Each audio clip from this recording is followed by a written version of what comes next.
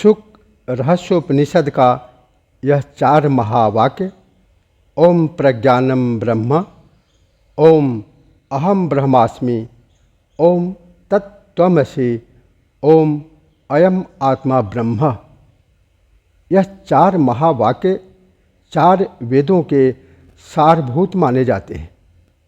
शुक रहस्योपनिषद में सा विद्या या विमुक्तये, वह विद्या जो हमें मुक्ति प्रदान करती है, इस प्रकार के उत्कृष्ट विद्या का शुभारंभ श्री सुखदेव जी के वेदारंभ संस्कार के वक्त भगवान शिव ने प्रकट किया। शुक रहस्योपनिषद द्वितीय भागः अथ महावाक्यानि चत्वारि यथा अहम प्रज्ञानम ब्रह्म, अहम ब्रह्मास्मि, ओम तत्त्वमसि, ओम अयम आत्मा ब्रह्म। तत्त्वमसीत्यभेदवाचकमिदं ये जपन्ति ते शिव सायुज्य मुक्ति भाजो भवन्ति। अब 4 महावाक्य दिए जाते हैं। ओम प्रज्ञान ब्रह्म अर्थात प्रकृष्ट ज्ञान, उत्कृष्ट ज्ञान ब्रह्म है। सद्विद्या ब्रह्म है। सा विद्या या विमुक्तये, वह आध्यात्मिक विद्या जो हमें मुक्ति प्रदान करती है, मोक्ष प्रदान करती है, वह ब्रह्म है। ओम अहम ब्रह्मास्मि, मैं ब्रह्म हूँ। ओम तत्त्वमसि, वह ब्रह्म तुम ही हो। अयम आत्मा ब्रह्म, यह आत्मा ब्रह्म है। इनमें से यह तत्त्वमसि महावाक्य ब्रह्म से अभेद का प्रतिपादन करता है। जो साधक इसका जप, चिंतन, मनन करते हैं, वे भगवान शिव की सायुज्य मुक्ति का फल प्राप्त करते हैं। आगे ओम तत्त्वमसि महावाक्य के तत्पद के षड अंग विनियोग एवं दिग्बंध सहित ध्यान का विवरण प्रस्तुत किया गया है।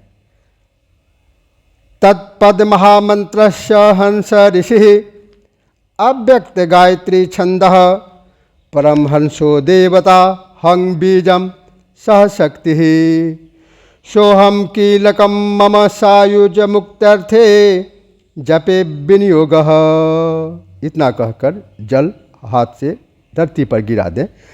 तत्पुरुषाय अंगुष्ठाभ्याम नमः, दोनों अंगूठों को दोनों तर्जनी उंगली से स्पर्श। ईशानाय तर्जनीभ्याम स्वः, तर्जनी उंगली का स्पर्श। अघोराय मध्यमाभ्याम बखट, सद्योजाताय अनामिकाभ्याम हुम, अनामिका उंगली का स्पर्श। वामदेवाय कनिष्ठिकाभ्याम बखट, छोटी उंगली कनिष्ठिका का स्पर्श। तत्पुरुषे सानाघोर सद्योजातम वामदेवेभ्यो नमः करतल कर पृष्ठाभ्याम फटे, दोनों हाथों के स्पर्श। एवं हृदयादि न्यासः ओम भूर्भुवः स्वरोमिति दिग्बंधः। ध्यानम ज्ञानम ज्ञेयम ज्ञानगम्यादतीतं शोधम बोधम मुक्तमव्ययं च सत्यम ज्ञानम सचिदानंदस्त्यम ध्याये देवम तन्महो भ्राजमानम। वह ज्ञान रूप जानने योग्य है एवं ज्ञान गम्यता से परे भी है। वह विशुद्ध रूप, बोधि रूप, मुक्त रूप, अविनाशी रूप है। वही सत्य ज्ञान सचिदानंद रूप ध्यान करने योग्य है। हमें उस महातेजस्वी देव का ध्यान करना चाहिए। आगे ओम तत्त्वमसि महावाक्य के तत्व पद के षडंग विनियोग एवं दिग्बंध सहित ध्यान का विवरण प्रस्तुत किया गया है। ओम तत्पदम महामंत्रस्य विष्णु ऋषि गायत्री छंद परमात्मा देवता ऐं बीजं क्लीं शक्ति सौकीलकम मम मुक्त्यर्थे जपे विनियोगः। मुक्ति के लिए इस महावाक्य के जप का विनियोग किया गया है। वासुदेवाय अंगुष्ठाभ्याम नमः, दोनों अंगूठे का स्पर्श। संकर्षणाय तर्जनीभ्याम स्वाहा, तर्जनी उंगली का स्पर्श। प्रद्युम्नाय मध्यमाभ्याम बखटे, मध्यमा उंगली का स्पर्श। अनिरुद्धाय अनामिकाभ्याम हुम, अनामिका उंगली का स्पर्श। वासुदेवाय कनिष्ठिकाभ्याम बखटे, कनिष्ठिका उंगली छोटी उंगली का स्पर्श। वासुदेव संकर्षण प्रद्युम्ना निरुद्धेभ्य करतल कर्पिष्ठाभ्याम एवं हृदयादिनाश भूर्भुवः स्वरोमीति दिग्बन्धः। अथ ध्यानम्। जीवो ब्रह्मेति वाक्यार्थं यावदस्ति मनस्थितिः ऐक्यं तत्त्वं लये कुर्वन् ध्यायेद शिवपदं सदा। जीव ही ब्रह्म है, इस वाक्य के अर्थ पर जो विचार करता, मन को स्थिर करता है तथा असी पद का सदैव चिंतन मनन करता है, वह तत्व को ऐक्य प्रदान करने में समर्थ होता है। पंच तत्व अंत में एक ब्रह्म में लीन हो जाते हैं। एवं महावाक्य षडंगान्य मुक्तानि, इस प्रकार महावाक्यों के षडंगों का विवेचन किया गया। अथ रहस्योपनिषद विभागशो वाक्यार्थ श्लोकः प्रोच्यन्ते। अब रहस्योपनिषद के वाक्यों के अर्थवाचक श्लोकों का उपदेश किया जाता है। ये निक्षते श्रृणोतिदं जे घ्रति व्याकरोति च स्वाद अस्वादो विजानाति तत्प्रज्ञान मुदीरितम। प्राणी जिनके द्वारा देखता, सुनता, सूंघता, बोलता और स्वाद अस्वाद का अनुभव करता है, वह प्रज्ञान कहा जाता है। वह प्रज्ञान विशेष ज्ञान कराने वाला जो तत्व है वह ब्रह्म है। चतुर्मुखेन्द्र देवेषु मनुष्या स्वगवादिषु चैतन्यमेकं ब्रह्मातः प्रज्ञानम ब्रह्ममय्यपि। चतुर्मुख ब्रह्मा, इंद्रदेव, संपूर्ण देवता, मनुष्य, अश्व, गौ आदि पशु और अन्य सभी प्राणियों में एक ही चैतन्य सत्ता ब्रह्म अवस्थित है।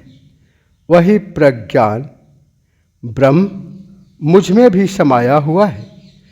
परिपूर्णम परमात्मास्मिन् देहे विद्याधिकारिणी बोधे साक्षितया स्थित्वा अस्फुर नहमितीर्यते।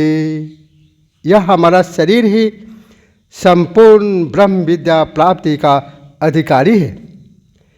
इसमें साक्षी रूप में अवस्थित परमात्म बुद्धि के स्फुरित होने पर उसे अहम कहा जाता है। स्वतः पूर्णम परात्मात्र ब्रह्म शब्देन वर्णितः अस्मीत्यैक्य परामर्शस् तेन ब्रह्म भवाम्यहम्। स्वतः स्थापित परिपूर्ण परमात्मा को यहाँ ब्रह्म शब्द से वर्णित किया गया है। अस्मि शब्द से ब्रह्म और जीव की एकता का बोध होता है। इस प्रकार मैं ही ब्रह्म हूँ, यह अर्थ निकलता है। एकमेवाद्वितीयं सन्नाम रूप विवर्जितं सृष्टि पुराधुनाप्यस्य तावदृक्तम तदितेर्यते। सृष्टि के पूर्व द्वैत के अस्तित्व से रहित, नाम एवं रूप से रहित एकमात्र सत्य स्वरूप अद्वितीय ब्रह्म था। वह ब्रह्म अभी विद्यमान है। वही ब्रह्म तत्पद तत्त्वम् असि में वर्णित है। उपदेशों का श्रवण करने वाले शिष्य के आत्म तत्व को, जो शरीर इंद्रियों से परे है, त्वम पद से वर्णित किया गया है। असि पद के द्वारा तत्व और त्वम पदों के वाच्यार्थ ब्रह्म और आत्म तत्व के ऐक्य को अनुभव करना चाहिए। स्वप्रकाशा परोक्षत्वम अयमित्युक्तितो मतम अहंकारादिदेहांतम प्रत्यागात मेति गीयतः। उस अयम आत्मा ब्रह्म के अंतर्गत स्वप्रकाशित परोक्ष प्रत्यक्ष शरीर से परे तत्व को अयम पद के द्वारा प्रतिपादित किया गया है। अहंकार से लेकर शरीर तक को प्रत्यक आत्मा कहा गया है। इस संपूर्ण दृश्यमान जगत में जो तत्व समव्याप्त है वह ब्रह्म शब्द से वर्णित किया जाता है। वही वर्ण, वही ब्रह्म स्वयं प्रकाशित आत्म तत्व के रूप में प्राणियों में समव्याप्त है। मैं अनात्म पदार्थों में आत्मतुष्टि के कारण अविवेक की निद्रा में, मैं मेरे की सम्मोहित स्थिति में स्वप्न सदृश विचरण कर रहा था।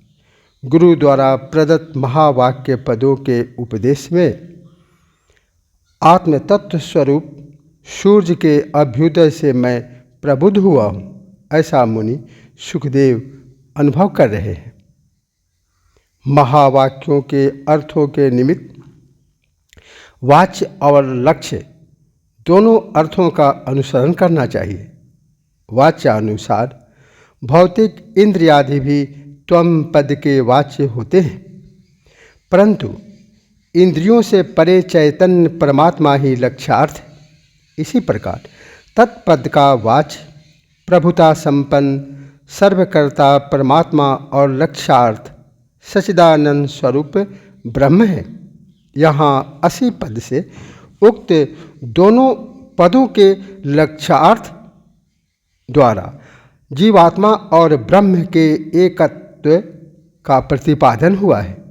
वाच्य और लक्ष्य को समझना हर मंत्र एवं महावाक्य के उपयोग के क्रम में आवश्यक है। त्वमिति तदिति कार्ये कारणे सत्युपाधौ द्वितीय मितरथैकम सच्चिदानंद स्वरूपम।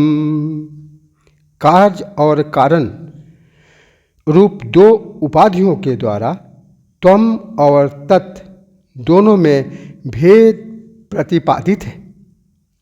उपाधि रहित होने पर दोनों ही एक सच्चिदानंद रूप है। जगत में भी दोनों वचन यह और वह प्रत्येक देश और काल में कहा गया है। इनमें यह और वह निकाल देने पर एक ही ब्रह्म शेष रहता है। जैसे वह देवदत्त है और यह देवदत्त है। इन दोनों वाक्यों में देवदत्त एक ही है। कार्योपाधिरयं जीवः कारणोपाधिरीश्वरः कार्यकारणतां हि त्वः पूर्णबोधो वशिष्यते। यह जीव कार्य रूप उपाधि वाला और ईश्वर कारण रूप उपाधि वाला है। इन कार्य और कारण रूप उपाधियों को छोड़ देने पर विशुद्ध ज्ञान रूप ब्रह्म ही शेष रहता है। श्रवणम तो गुरोः पूर्वम मननम तदनंतरम निदिध्यासन्नमित्येतत् पूर्णबोधस्य कारणम।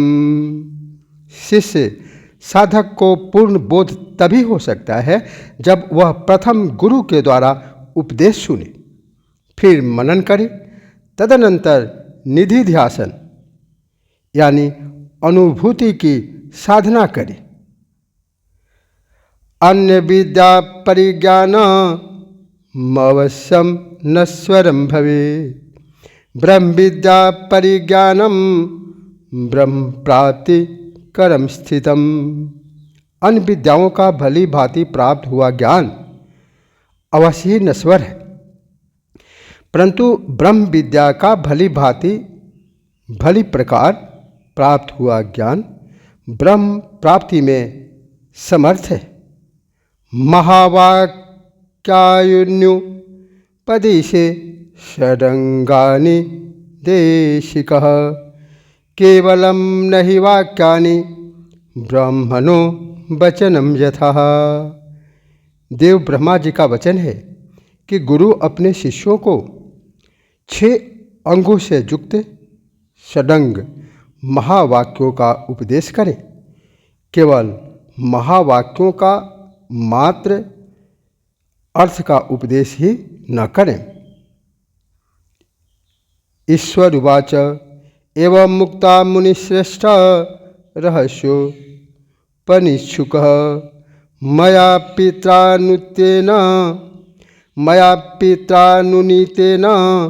व्यासेन ब्रह्मवादिना। भगवान शिव ने मुनि सुखदेव से कहा, हे सुखदेव जी, तुम्हारे पिता वेद व्यास जी ब्रह्मज्ञानी हैं। उन पर प्रसन्न होकर ही मैंने तुम्हारे प्रति यह रहस्योपनिषद के गुढ़ रहस्य को बताया है। ततो ब्रह्मोपदिष्टं वै सच्चिदानंदलक्षणं, जीवन मुक्तः सदाध्याय नित्यस्त्वं विहरिष्यसि।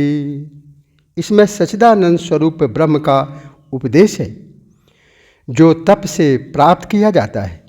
तुम उस ब्रह्म का चिंतन करते हुए जीवन मुक्त, जन्म मरण के बंधन से, जीवन मरण के कुचक्र से मुक्त हो जाओगे।